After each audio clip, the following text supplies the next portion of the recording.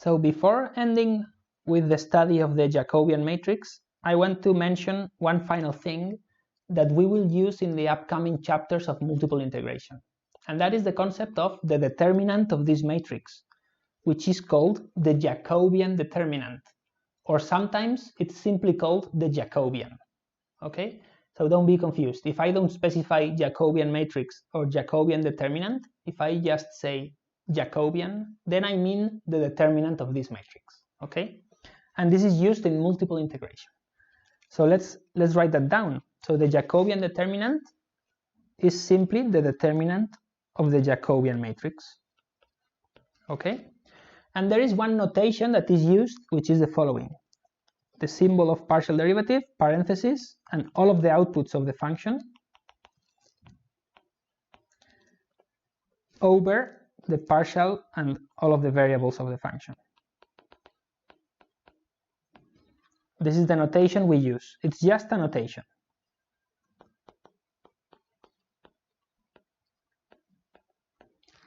And the reason we use this notation is that it's clearer than if we just write determinant of J, because then people would say, what is J, right? So let's do an example. So let's say we have the velocity v of wind, and that this v velocity is a function of x and y. So we are like mapping the velocity of the wind on an area of Earth, for example, yeah? So this velocity v has two components, vx and vy, and each of these depends on x and y.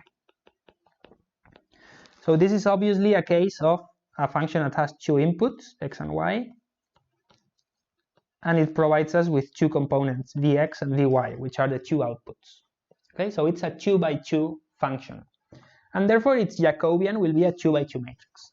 So if we want to write the determinant of the Jacobian determinant, we would write this: partial vx vy over partial xy.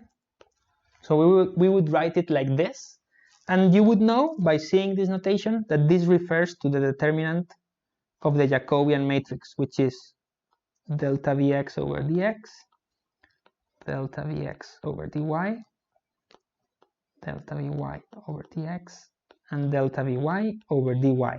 We have the four possible combinations of partial derivatives. Okay, so it's very nice to have this notation, because then just by looking at the notation you remember what you have to do. You have to do each of these with respect to each of that, and each of these with respect to each of these. So you get the four elements, and then you do the determinant of that. Okay, so we will see Jacobian's determinants in multiple integration. So thanks for watching.